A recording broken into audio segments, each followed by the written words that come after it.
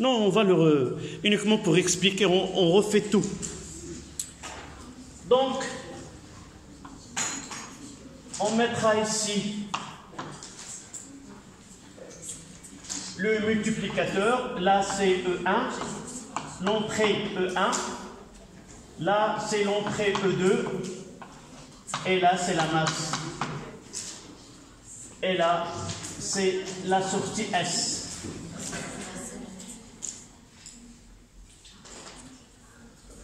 Donc, là, on utilise S de T.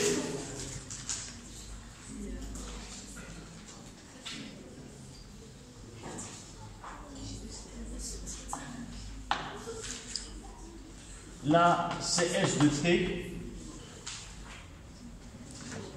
Ici, c'est SM.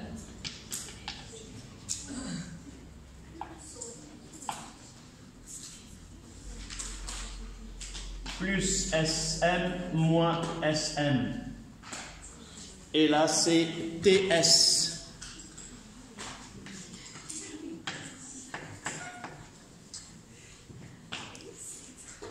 Puis, plus U0.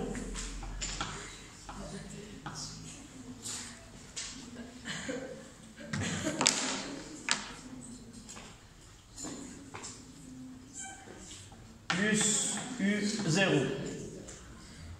Ça donne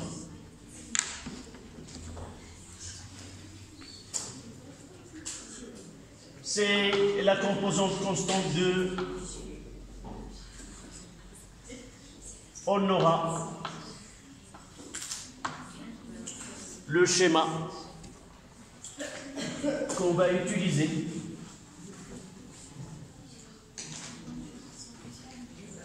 En E1, U1 de T,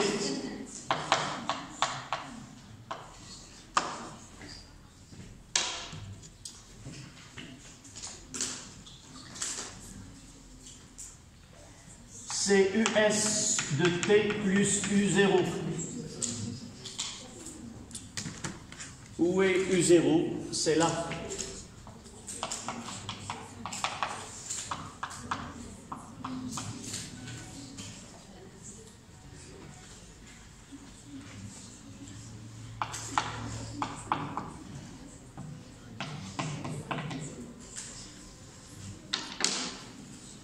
Ici, on utilise P de T. U2, c'est PM, cosinus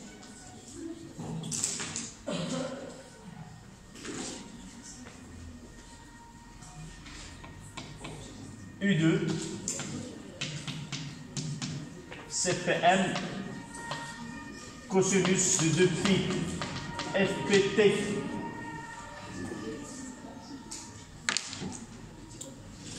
Et la U1, c'est SM cosinus de 2pi FST plus U0.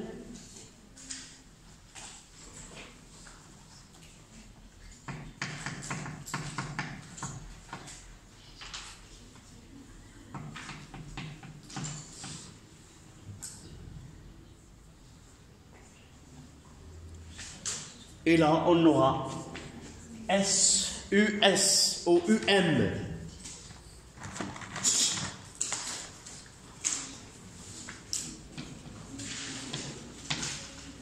UM de T.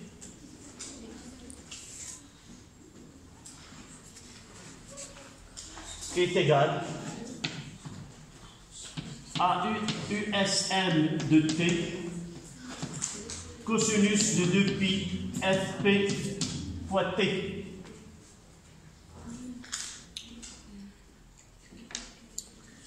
Avec ce SM,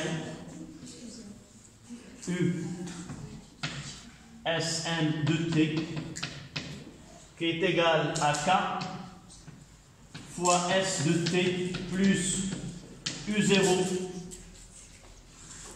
fois PM. C'est l'amplitude modulée.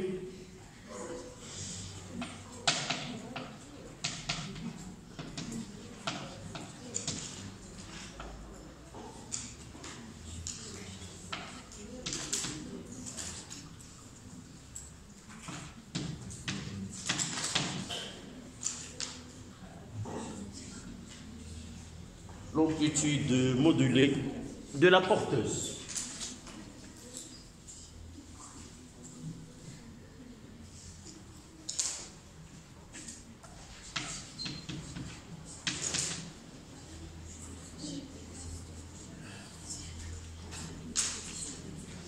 Qu'on peut écrire que USN de T est égal à AS de T plus B. Ça veut dire qu'il est une fonction affine de signal.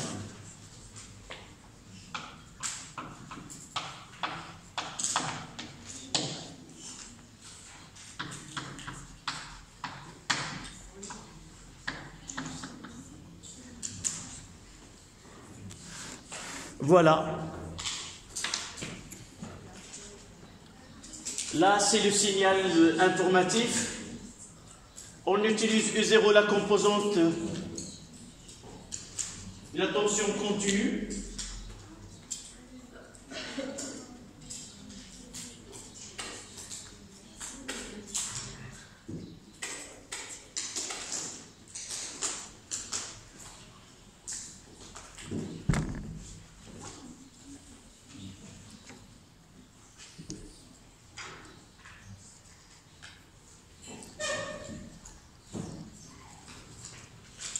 Là, c'est la composante, c'est le multiplicateur.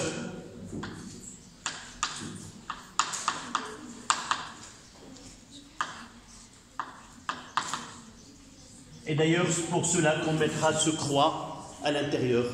C'est-à-dire, elle effectue le produit de deux signaux, l'entrée 1 et l'entrée 2.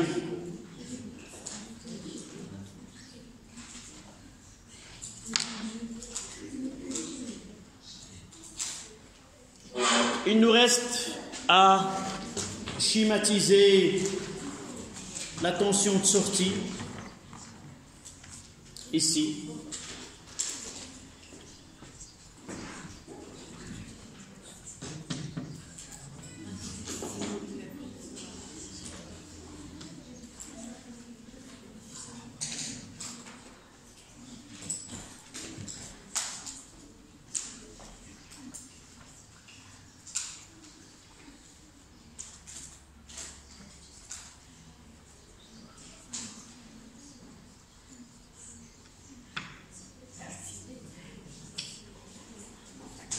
Là, c'est au pointillé.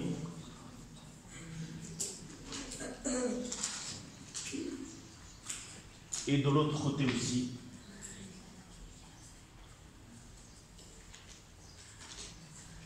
Et à l'intérieur, c'est la porteuse.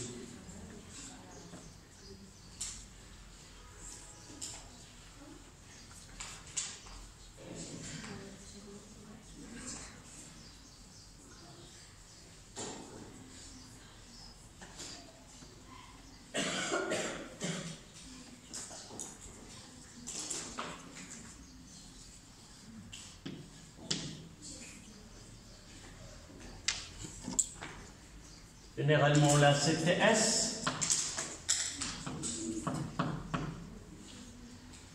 Et pratiquement, on essaie de lire dans ce TS et il y a généralement N fois TP, un nombre donné de périodes de la porteuse.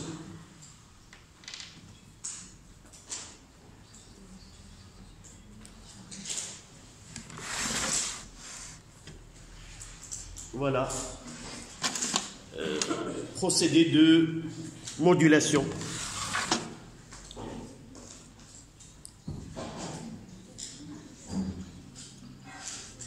Généralement, je n'ai pas attiré votre attention sur les valeurs.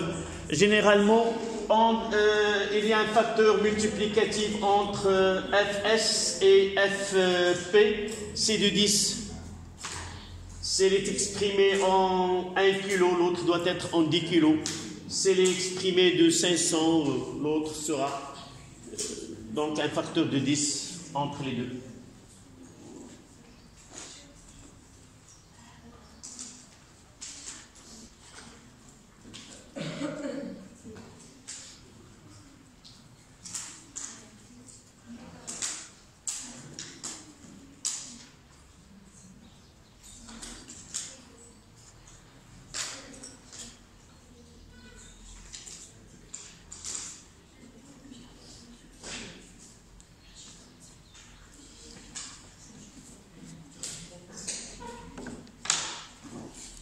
Si nous essayons d'écrire ce S de T, là, UM de T, ça sera K fois SM cosinus de 2pi Fs fois T plus U0 fois Pm cosinus de 2pi Fp fois T. Ça, c'est la fonction modulée ou la porteuse. Je vais essayer d'écrire d'une autre manière. C'est K fois U0 Sm sur U0 cosinus de 2pi Fpt plus 1. Et même, je fais sortir le Pm. K fois U0 fois Pm, et là c'est cosinus de 2pi Fp fois T.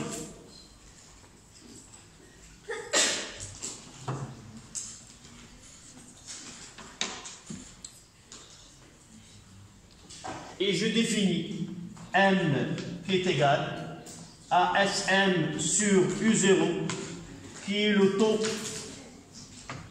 de modulation.